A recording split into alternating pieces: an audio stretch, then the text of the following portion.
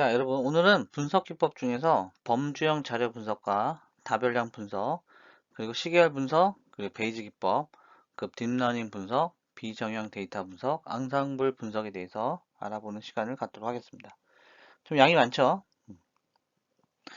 자, 범주형 자료 분석. 자, 범주형이라는 건 어떤 데이터죠? 네, 카테고리가 있는 데이터들을 범주형 자료라고 하죠. 자, 그래서 연속형 자료와 범주형 자료를 크게 구분할 수 있고요. 자, 범주형 자료라고 하는 걸 통계적으로 이제 정의를 하게 되면, 자, 범주형 자료 분석 같은 경우는 변수들이 이산형 변수일 때 주로 사용합니다. 자, 이산형. 자, 이산형이라는 건 뭐죠? 바이너리. 자, 바이너리는 0과 1. 그럼 0에 해당하는 거는 뭐야? 두 가지. 그러면 뭐 참과 거짓, 그리고 성공, 실패, 맞다, 틀리다, 남자, 여자, 뭐 사람, 그리고 사람이 아닌 거, 뭐 동물. 자, 이런 식으로 범주형 자료 분석 같은 경우는 변수들이 이산형 변수일 때 사용된다라는 거죠. 자, 예를 들어서 두 제품 간의 선호도가 성별에 따라 연관이, 자, 성별, 그 남자, 여자죠. 그러니까 범주형 자료 이산형, 맞죠? 그리고 각 집단 간의 비율 차이가 있는지 확인하기 위한 경우. 자, 그래서 범주형 변수를 다룰 때는 일반적으로 빈도를 세가지고 표를 작성하게 된다는 거죠. 빈도는 뭐죠? 자, 프리퀀시라고 해서 뭐 A라는 게 뭐 3번 나왔고 B라는 게 2번 나왔다. 총 5개의 데이터 중에서 자, 이게 이제 빈도죠. 그 빈도로 세서 표를 작성합니다. 자, 그래서 만약에 이제 두 변수의 범주가 교차되어 있으면 이제 분할표라고 하고 이제 부르게 되고요. 자, 그래서 분할표 같은 경우는 범주형 변수를 요약해서 표현하기에 가장 적당하고요. 그리고 분할표를 통해서 범주별로 이제 비교를 하고 분할표 기반으로 범주형 변수의 독립성과 동질성 검정, 그리고 카이 제곱 검증 등을 수행을 합니다. 자, 분할표 같은 건 쉽지만은 중요한 개념이죠. 쉽고 중요하고, 그리고 로지스틱, 회계 모형 등으로 대표된다고 되어 있죠. 그리고 일반화 선형 모델을 해석하는 과정에도 사용되는 것이 바로 분할표입니다. 자, 그래서 범주형 변수, 범주형 하면 그 빈도를 체크하고, 그리고 이산형일 경우, 자, 그리고 분할표. 자, 이렇게, 이런 범주가 교차될 가능성이 있기 때문에 분할표를 사용한다는 거죠. 자, 그럼 자료를 분석할 때 자료 형태에 따라서 범주형 자료의 분석 방법이 달라지게 됩니다. 자, 그럼 독립변수는 뭐죠? y는 ax 플러스 b라고 할 때 요 x가 바로 독립형 변수인 거죠. 자, 그 독립변수가 범주형이냐 연속형이냐 범주형이냐 연속형이냐에 따라서 달라지는데, 자, 독립변수가 범주형이고 종속변수가 범주형이다 라고 하면, 자, 범주형이라는 건 뭐예요? 그러니까 독립변수가 예를 들어서 뭐 옷의 사이즈다, 아니면 뭐 남자 여자를 구분하는 그런 변수다. 그리고 y는 뭐 그랬을 때 뭐 맞다 틀리다 아니면 뭐 성공 실패 이런 식으로 이제 범주형, 둘 다 범주형이면 빈도를 분석하는 거죠. 그리고 카이 제곱 검증이나 로그 선형 모델을 사용한다는 거고, 뭐 지역별 선호 정당 같은 걸 보시면 되겠죠. 그죠? 남자 여자, 아니 지역별로. 자, 근데 독립 변수가 연속형이에요. 수치죠. 어떤 수치에 따라서 범주형 카테고리로 나온다는 거는 로지스틱 회귀가 됩니다. 자, 로지스틱 회귀가 중요하다고 했어요, 예전부터. 자, 로지스틱 회귀는, 자, 이래서 중요한 거죠. 뭐냐면, 연속적인 데이터를 가지고, 우리가 이제 분류 문제를 하기 때문에, 자, 독립 변수가 연속적이면서 종속 변수가 범주형이면 로지스틱 회귀가 나온다. 그 소득. 자, 소득은 연속적인 데이터죠. 연속적인 데이터. 그리고 결혼의 선호도. 결혼을 선호한다, 선호하지 않는다. 자, 그래서 범주형이죠. 자, 그래서 독립변수는 범주형인데 연속변수라고 하면 그 가게별, 지역별 이제 가게 수입. 자, 지역별은 뭐 서울, 경기, 대전, 대구, 부산 이렇게 가게 수입은 금액이니까 연속적이죠. 자, 그래서 T 검증이나 분산 분석을 이용한다는 거고요. 자, 연속이면 상관이나 회귀 분석. 자, 이거 되게 중요하게 잘 요약이 되어 있어요. 그래서 이 부분은 여러분들이 집중해서 외워두시는 것도 좋아요. 자, 외우는 게 힘드시면 계속 눈으로 보시면서 익혀두시는 것도 좋은 방법입니다. 자, 그래서 분할표 같은 경우는 범주형 데이터가 각 변수에 따라서 통계표 형태. 자, 분할표 위에서 보였죠? 분할표 뭐라고 했죠? 분할표 범주형 변수를 요약해서 표현하기에 가장 적당한 게 바로 분할표라고 했습니다. 그죠? 자, 그래서 분할표 같은 경우는 오른쪽에 나와 있는데, 자, 차원과 수준이 있고요. 자, 차원은 분할표의 구성에 관계된 변수의 수로 정의하는 것을 차원이라고 하고, 자, 수준은 범주형 변수가 가지는 범주의 수를 수준이라고 합니다. 자, 3 곱하기 4 분할표 같은 경우는 지역별 정당 선호의 차례에 대한 조사를 얘기하는데요. 자, 정당은 A당, B당, C당, D당이 있고, 서울, 대구, 광주. 자, 그래서 이제 합계. 자, 그래서 이제 분할표는 이런 식으로 처리할 수가 있죠. 그래서 2차원 분할표 같은 경우에는, 자, 이런 식으로 처리하고, 자, 비율, difference of proportion 같은 경우에는 알파 1에서 알파 2 뺀 거를 비율의 차이, 그래서 범위는 마이너스 1과 1 사이를 취하도록 동질 또는 독립이라는 거죠. 자, 이거 수식으로 나왔는데 일일이 수식을 다 외우실 필요는 없고 한 번씩 보시면 되고요. 각각의 용어에 대해서 특징만 주로 잘 파악하고 계시면 되겠습니다. 자, 빈도를 분석하는 거는 빈도는 질적 자료죠. 그 대상으로 빈도하고 비율 계산할 때. 자, 로지스틱 회귀 분석이라고 하는 거는 분석하고자 하는 대상들을 두 집단 또는 그 이상의 집단으로 나눠지는 경우를 얘기하는 거고. 그래서 개별 관측치들이 어느 집단으로 분류될 수 있는지 분석할 때 사용하는 게 바로 로지스틱 회귀 분석입니다. 자, 교차 분석이나 카이 제곱 검증 같은 경우에는 두 범주형 변수가 서로 상관이 있는지, 자, 되게 중요하죠? 두 범주형 변수가 서로 상관이 있는지 독립이 있는지 판단하는 게 바로 교차 분석 또는 카이 제곱 검증이라고 합니다. 자, 카이 제곱 검증이라고 하면 두 범주형 변수의 관측 빈도가 기대 빈도와 의미 있게 다른지를 검증하는 통계기법이에요. 자, 그래서 수관의 색으로 관찰 빈도와 기대 빈도 항수를 이제 계산을 하면 독립성을 검증을 하게 되고요. 그리고 성별과 흡연 여부의 관계, 동질성 검증은 범주형 변수가 2개, 그리고 그룹별로 동질성 있는지를 검증한다는 거죠. 그 남자 그룹과 여자 그룹의 흡연율이 동일한지를 살펴보는 이러한 표현. 자, 이걸 바로 이제 카이 제곱 검증이라고 합니다.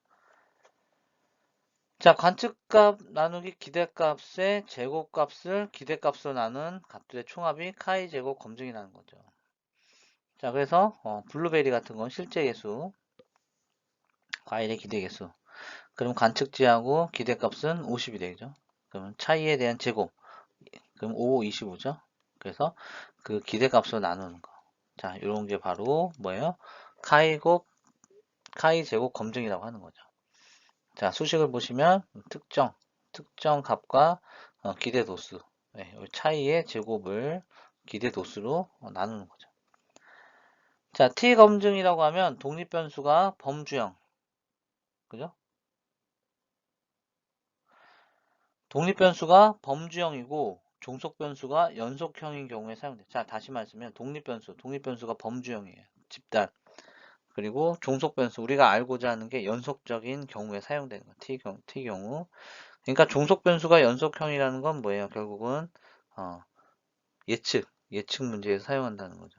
그죠? 분류가 아니고 예측. 그래서 두 집단 간의 평균 비교, 평균적인 방법도 쓸 수 있죠. 자, T 검증을 해서 통계적으로 유의한지 판단하는 것. 두 집단의 평균의 차이가. 그래서 모집단의 분산이나 표준 편차를 알 수 없거나 표본으로부터 추정된 분산이나 표준 편차를 이용해서 두 모집단의 평균의 차이로 통계적 차이가 있는지 여부를 검증한다는 거죠. 자, 그래서 분산 분석이 있습니다. 자, 분산 분석이라고 하면 독립 변수가 범주형이고 그리고 종속 변수가 연속형인 경우. 그러면 아까랑 거의 맞죠? 자, T 검증, 분산 분석.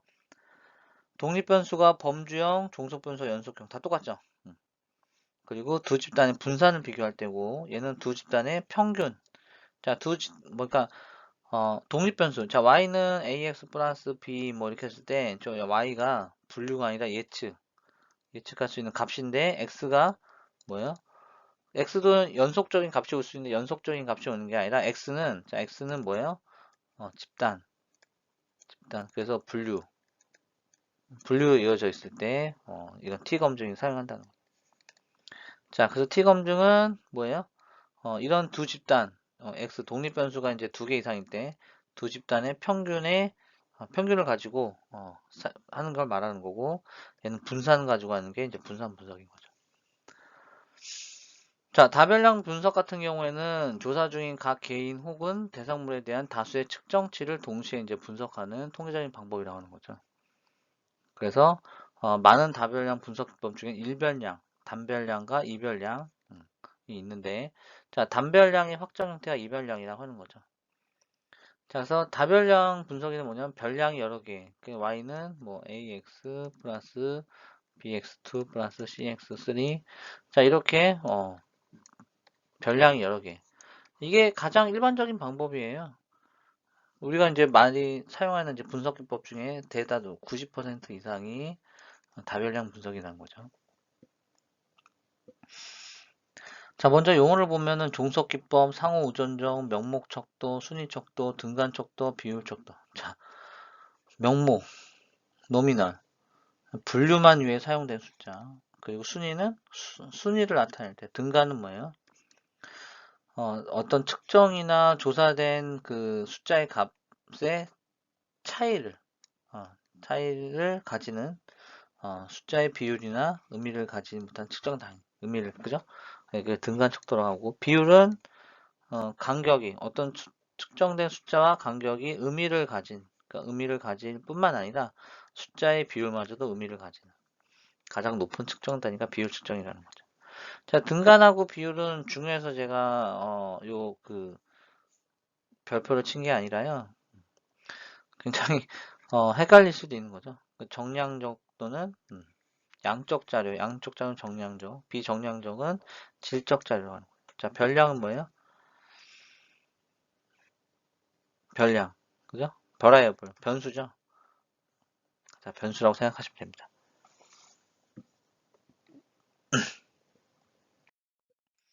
자, 다별량 분석 기법의 이제 종류는 보면은 다중회기. 자, 다중회기는 별량이 여러 개니까 다중이죠. 어떻게 보면 말 그대로 보면 당연한 말이 될 수도 있어요. 그래서 하나의 종속 변수와 독립 변수 간의 관련성이 있다고 가정되는 연구.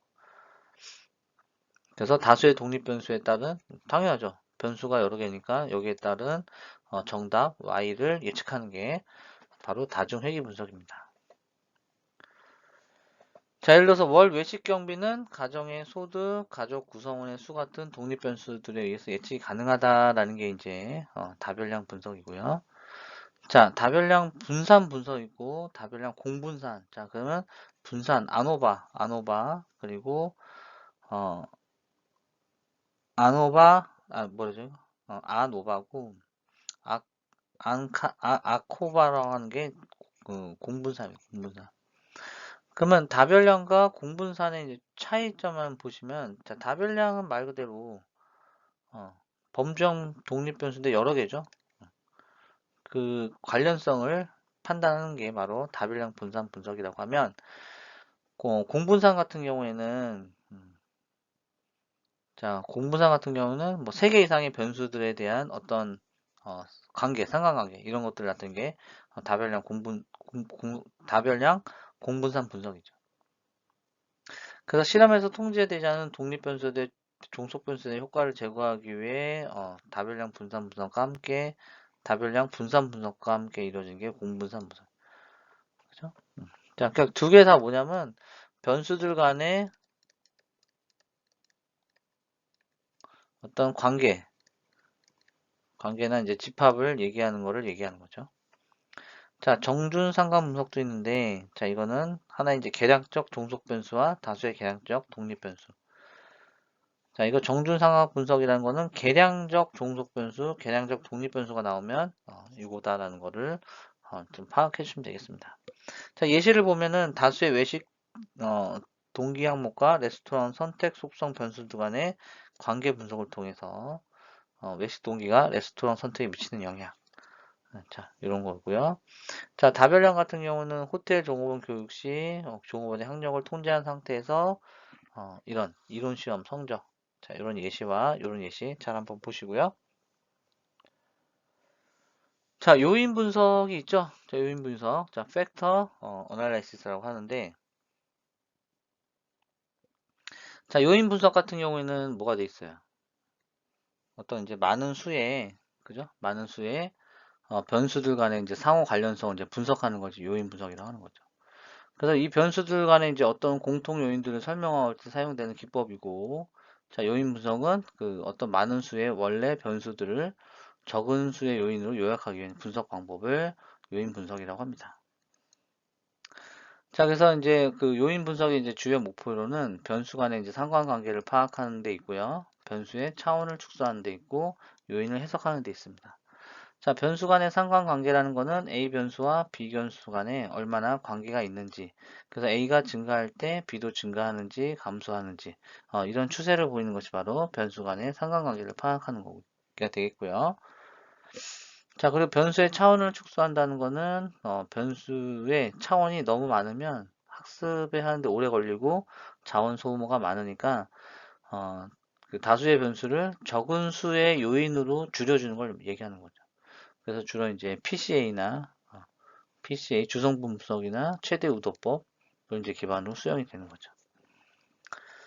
자, 군집 분석 같은 건 이제 클러스터라고 하는데, 군집 분석은 이제 집단에 관한 사전 정보가 전혀 없는 상태에서 그 데이터들의 어떤 이제 클러스터, 군집을 자, 그 분석을 하는 거예요. 그래서 데이터 많은데 여기서부터 여기까지는 하나의 공통적인 군집을 이룬다. 자, 이런 특성. 그래서 이제 거리 기반으로 이제 분석하게 되는 거죠. 자, 그래서 군집 분석을 할 때 이제 단계별로 보시면 첫 번째는 이제 몇 개의 집단이 존재하는지를 알아보기 위해서 각 표본들 간의 유사성이나 어, 그런 연관성을 조사한다는 거죠. 자, 두 번째로는 첫 번째 단계에서 정의된 집단의 어떤 표본을 분류해서 넣거나 혹은 예측, 그 소속을 예측하는 것을 군집 분석의 단계라고 하겠습니다. 자, 그래서 두 번째 단계에서는 이제 군집 기법에 의해서 나타나는 그룹들에 대한 판별 분석을 마지막으로 판별 분석이 적용된다는 거죠. 자, 그래서 좀 더 보시면 공원 운영자가 고객들로부터 각종 레저 활동에 대한 관심도 이런 걸 볼 때, 자, 그래서 군집, 그래서 다양한 실내외 시설에 대한 선호도들을, 그러니까 선호도들을 조사를 하면 되게 다 다를 거 아니에요. 그래서 그거를 이제 군집별로 해서 그, 그 각종 뭐 주제 시설의 세분 시장을 이제 발견하려고 하는 거죠. 자, 그리고 다중 판별 분석이라고 하는 것은 종속 변수가 남녀와 같이, 자, 종속 변수는 뭐예요? 정답이 범주, 두 개의 범주로 나눠져 있는 거예요. 그리고 상중하와 같이 두 개 이상의 범주로 나눠져 있다. 자, 그러니까 다중 판별은 그 상황을 여러 개, 그러니까 다중 판별 같은 경우에는 정답이 아까 우리가 그 손글씨 뭐 그런 거 보듯이 그 여러 개의 범주로 나눠져 있을 경우에 사용되는 거죠. 그래서 다중회귀 분석과 같이 독립 변수는 계량적 변수로 이루어지고요. 그리고 여러 개의 집단으로 분리될 때 적합하다는 것이죠. 자, 그 다중 판별 분석의 이제 주로 목적은 집단 간의 차이를 얘기하는 거예요. 차이, 집단 간의 차이. 그래서 어, 특정 집단에 속할 가능성을 예측하는 게 바로 다중 판별 분석이라고 하겠습니다. 자, 그래서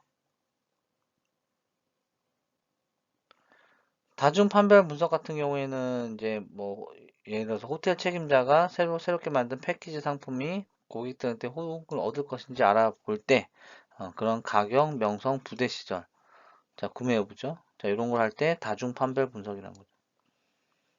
자, 그래서 다중 판별 분석은 이런 새 패키지를 구매하거나 구매하지 않을 고객을 예측하는 것과 새 상품을 평가하는 어떤 척도가 있는지 설명을 하는 게 바로 다중 판별 분석이고요.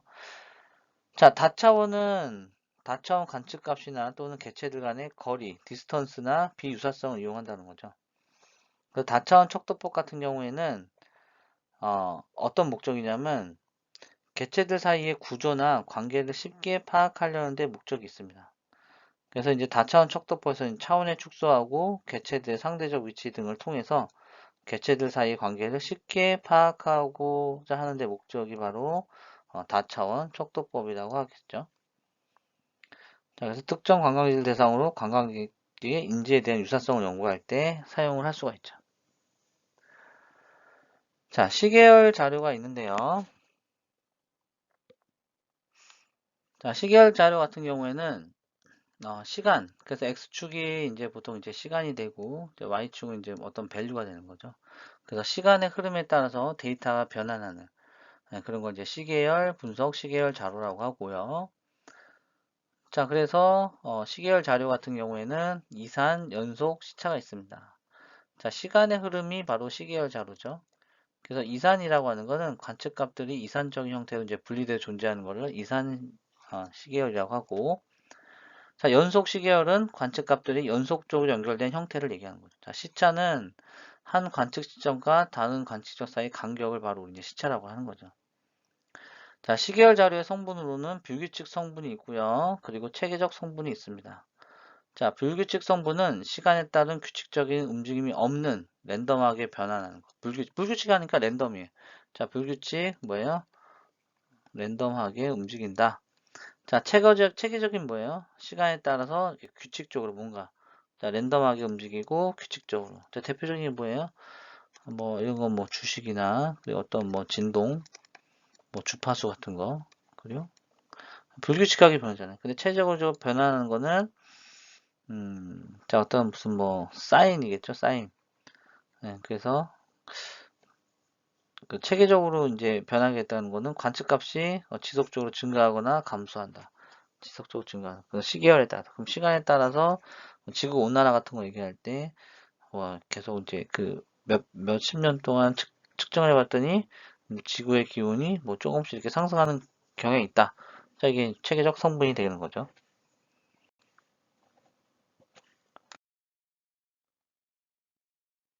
자, 그리고 계절 성분이라고 하는 거는 말 그대로 주기적 성분에 의해 변동을 가지는데, 계절, 말 그대로 이제 계절에 따라서, 계절이나 뭐 주나 월, 연, 자, 이런 X 좌표의 형태를 가지고 하는 게 시즈널, 계절 성분. 그러니까 주기적으로 이제 변하는 거예요. 이렇게 주기적으로. 막 이렇게 랜덤하게 막 변하는 게 아니라 뭔가 이렇게 주기적으로 패턴을 가지고 변화한다. 이걸 이제 계절 성분. 근데 계절이라고 하는 거는 항상 주기적으로 오잖아요. 그죠? 자, 그리고 순환 성분이라고 하는 건요. 주기적 변화를 가지거나 계절적인 것이 아닌 주기가 긴 변동을 가지는 형태를 바로 순환 성분이라고 합니다. 그래서 경기 대순환이나 비즈니스 사이클을 얘기하는 거죠. 자, 복합 성분은 뭐예요? 추세 성분과 계절 성분을 동시에 가진. 그러니까 두 개를 이제 동시에 가는 게 복합 성분이라는 거죠. 자, 그래서 추세선 있고, 그리고, 뭐예요?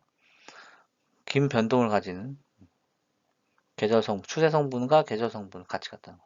자, 자기 상관성이라는 거는 시계열 데이터에서도 선형관계, 올 때 이제 선형관계가 잘 안 나오는데 선형관계를 가지는 것을.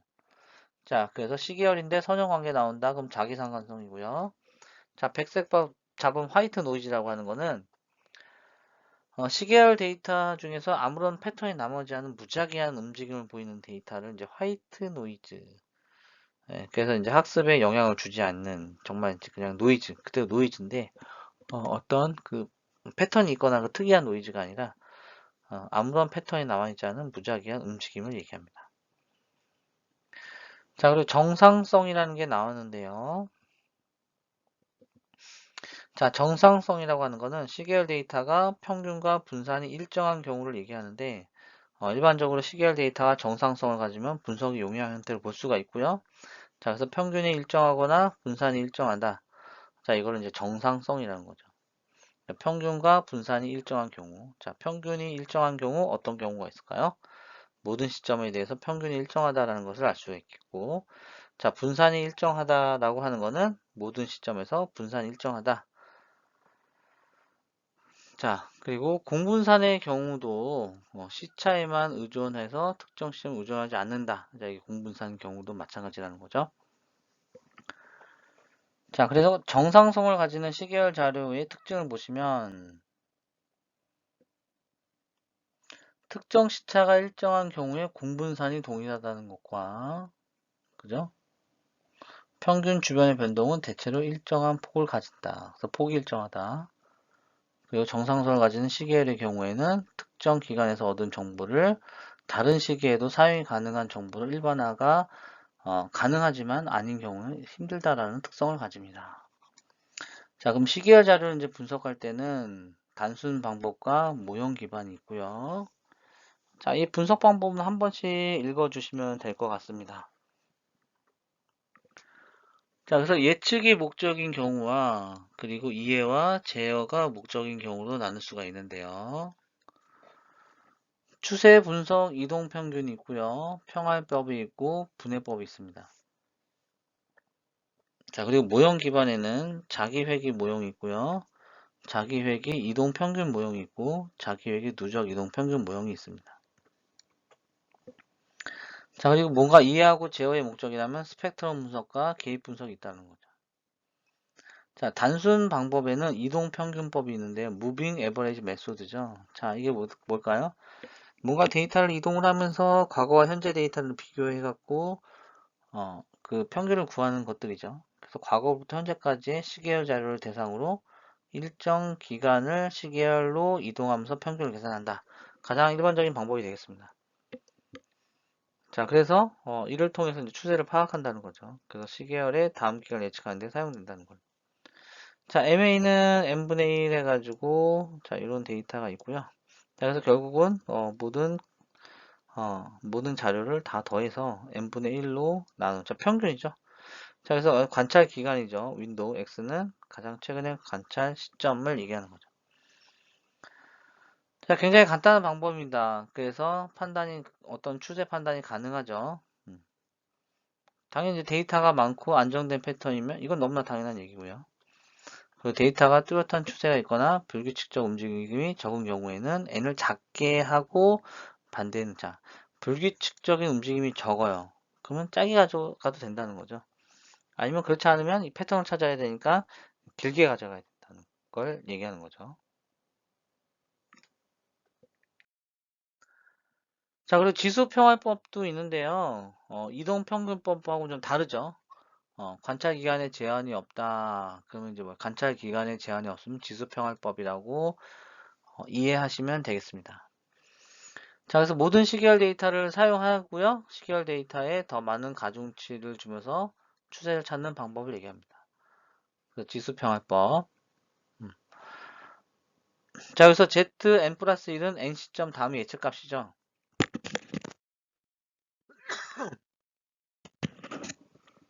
자, 그래서 입실론은 지수평화 개수를 얘기합니다. 자, 그래서 지수평화법 같은 경우는 단기간에 발생하는 불규칙 변동을 평활하는 데 주로 사용하겠죠. 자, 그래서 지수평활법 같은 경우는 중기 이상의 예측에 주로 사용을 합니다.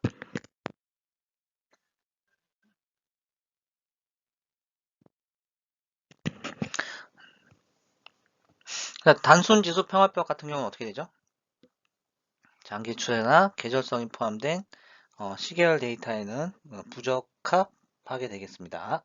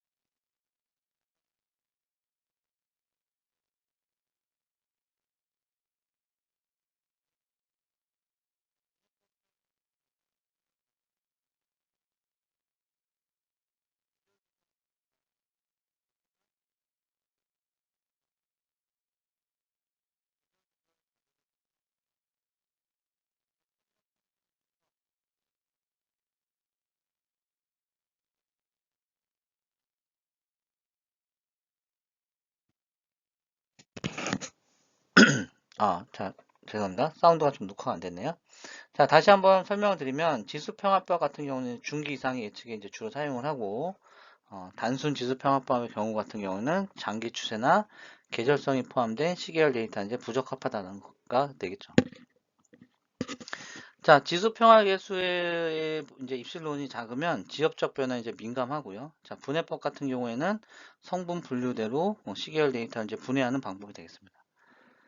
자, 그래서 시계열이 체계적 성분과 뷰기적 성분으로 이제 이루어져 있고, 그런 가정하에서 우리가 이제 어떤 그 체계적 성분을 시계열로부터 분리해서 분석 예측을 하는 목적으로 하는 기법이 바로 분해법입니다. 그래서 분해법을 이제 사용하는 목적은 시계열 자료를 이제 분해된 성분별로 해석하는 데 있고요. 자, 계절 조정 같은 경우는 시계열의 이제 장기적 변화를 살피는데 이제 방해가 된다는 거죠. 자, 우리 모형에 의한 방법 중에서 우리 자기 회귀 모형이 있는데, 자, 자기 회귀 모형 같은 경우는 현재의 값이 이전 값들에 의존하는 선형 회귀 모형을 말하고요. 자, 그리고 시계열 데이터의 어떤 패턴과 추세를 파악하는 데 사용이 됩니다.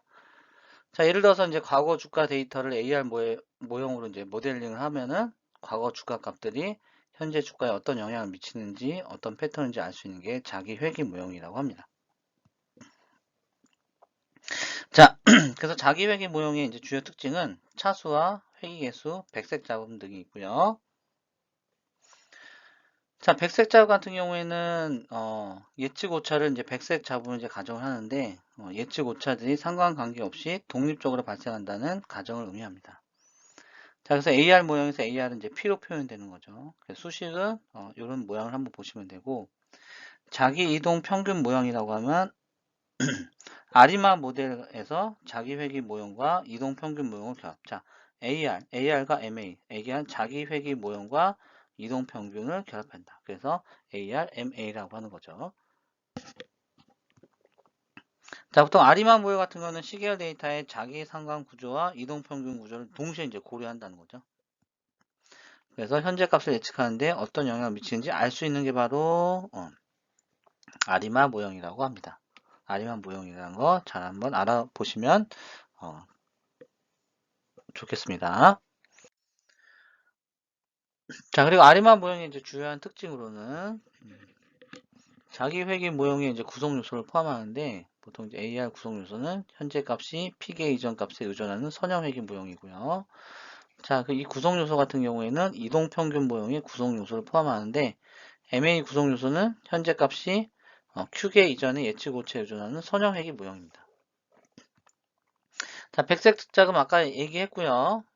그래서 아리마 같은 경우는 이런 수식을 이용하는데 다시 말해서 AR 모형과 MI 모형의 결합 형태를 얘기하는 거죠. 자, 그래서 이제 제일 중요한 거는 아리마 모델은 시계열 데이터의 분석에서 주로 사용된다는 거죠. 그래서 예측 변동성 모델링, 잔차 분석과 같은 다양한 곳에 다양한 기법으로 사용되고 있습니다. 자, 아리마 모형 같은 경우에는 뭐 아리마 PQ로 표현된다고 하는데 요 수식 한번 잘 보시고요. 그리고 자기 누적 이동 평균 모형도 한번 보시면 보통 이제 그 비정상적인 시계열 데이터 다 지금 시계열 데이터를 가지고 얘기하는 거예요. 지금 다 아리마 모델 다 통계적인 분석 방법을 이용하고 있는 거고요. 그래서 이 아리마 모델 같은 경우는 자기 회귀 모형이나 이동 평균 모형 그리고 데이터의 차분을 결합한 형태로 정의하는 것이 바로 아리마 모형이라고 합니다. 자, 그래서 아리마 모형의 주요 특징 같은 경우 보면은 AR 구성 요소와 AMR 구성 요소 그리고 차분이 존재를 하고요. 그리고 보시면 보통 이제 차분을 얘기하는 이제 아리마 모형이라고 생각하시면 됩니다. 자, 그리고 시계열에서 차분은 어떤 거냐면 미분이에요, 미분. 그래서 1차분, 2차분. 그 주로 이제 미분을 얘기를 하는 거고요. 자, 그리고 베이지 기법에서 베이지 추론이라는 게 있는데, 자, 베이지 추론은 뭐죠? 통계적 추론의 한 방법이죠. 그래서 추론 대상의 사전 확률과 추가적인 정보를 통해서 해당 대상의 사후 확률을 추론하는 방법이 바로 베이지 추론이라고 합니다. 자, 보통 이제 베이지 추론 같은 경우에는 베이지 확률론을 이제 기반으로 하는 거기 때문에 확률론적 이제 의미 해석을 하다 보면은 어떤 추론의 대상 사건을 이제 A라고 하고 사전 확률을 이제 PA가 이제 주어졌으면 A와 관계된 B가 있을 때 조건부 확률 A일 때 B의 확률은 아래와 같이 저 A와 B가 동시에 일어날 확률을 A의 확률로 나눠주는 거죠. 그 P가 0으로 클 때. 자, 여기 P의 B, 파이프 A잖아요. 자, 여기서 P 얘는 A와 B가 이제 동시에 일어날 확률이죠.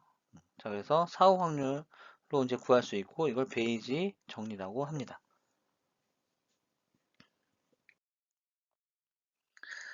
자, 그리고 또 우도라는 것도 봐야 되는데, 가능도라고 하죠. 데이터가 관측된 상태에서 특정 확률 분포에 대한 어떤 강도를 나타내는 것을 바로 우도라고 하고요. 사전 확률 PA는 결과가 나타나기 전에 결정되어 있는 원인 A의 확률을 얘기하는 거고, PA와 B는 우도 확률로 얘기할 수 있는데, A가 발생했다고 했을 때 관계된 B가 발생할 어떤 조건부 확률을 얘기합니다.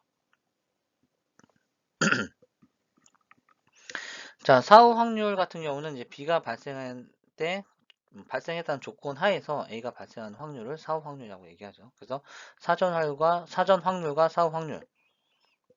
그러니까 말 그대로 결과가 나타나기 전에 결정되는 게 사전. 얘는 이제 B가 발생했다는 조건 하에서. 자, 그래서 베이지 기법의 이제 개념을 보시면 보통 이제 베이지 확률에 이제 두 가지 관점이 있는데요. 하나는 객관적인 관점으로 베이지 통계의 법칙은 이성적 보편적으로 증명될 수 있다고 했습니다. 자, 그래서 베이지 기법의 이제 개념 같은 경우에는 이렇게 읽어보시면 되고, 얘도 한번 읽어보시면 되겠죠. 자, 베이지 기법은 어떻게 적용하느냐? 자, 머신러닝에서 이제 베이지 확률 모델 같은 경우는 그게 이제 회귀 분석 모델과 분류에 이제 적용해서 나누어서 정리가 되는데, 회귀 분석 모델에서 이제 베이지 기법 같은 경우에는 선형 회귀 분석 모델에 적용이 됩니다. 자, 그래서 머신러닝에서 이제 목표로 하는 것은 독립 변수하고 종속 변수 관계에 대해서 이제 추론하는 게 이제 되고요. 그래서 추정치와 실제의 차이, 로스를 이제 최소화하는 거죠. 그러니까 원래 이제 머신러닝이라는 게 로스를 최소화하는 거기 때문에 여기 이제 베이지 기법을 적용을 하게 될 때는 당연히 이제 로스를 최소화하는 것이 이 목표고요. 그래서 이제 기존의 머신러닝 같은 경우에는 경사하강법과 같은 알고리즘. 자, 기존의 머신러닝은 항상 그레디언트 디시던트라는 경사하강법을 이용해서 매개 변수를 찾는 과정이고, 베이지안 확률론을 적용한다는 것은 추정하고 하는 그 세타 제로와 세타 1이 그 어떤 특정한 값을 갖는 게 아니고요. 분포를 갖는다. 분포. 값이 아니라 분포. 자, 그렇게 하면 머신러닝이 매개 변수 찾는 과정을 베이지안 정리를 이용을 하면, 자, 이 모델에 이제 데이터를 줘서 그 확률과 그 모델에 대해서 데이터로 이제 나눠지는 거죠.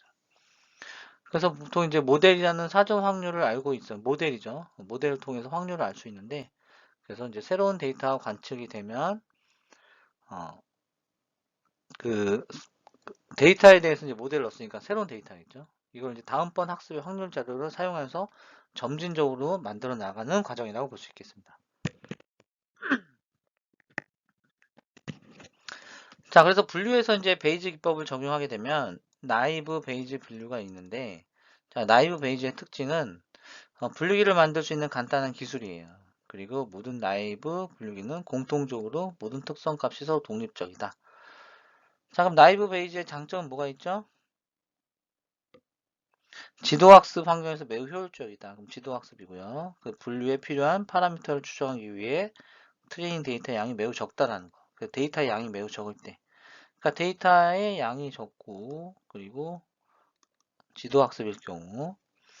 그 나이브 베이지 분류기 이제 생선, 확률 모델 같은 경우에는 음, 조건부 확률이라는 거. 자, 요거를 기억해 두시면 되겠습니다. 자, 그래서 이 공식을 한번 보시고요. 자, 그리고 조건부 확률을 이용해서 아래와 같은 이런 수식으로 또 변경이 되겠죠. 자, 조건부 확률이라는 것에 초점을 잘 맞춰주시면 되겠습니다.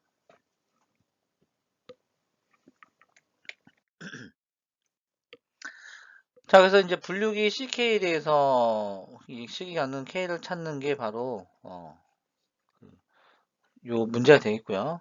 그래서 문서가 주어졌을 때 요 분류를 하면은 어떤 도큐멘트가 주어졌을 때 C1과 C2를 찾는 요 수식에 의해서 어, 그 값이 큰 쪽으로 범주를 할당한다는 개념이 바로 나이브 베이즈 모델이라는 거죠. 자, 마지막으로 이벤트 모델이라는 거 그렇게 중요하진 않은데 확률, 클래스의 사전 확률이 클래스 간의 이제 동의 확률을 가정해서 계산할 수 있다는 거.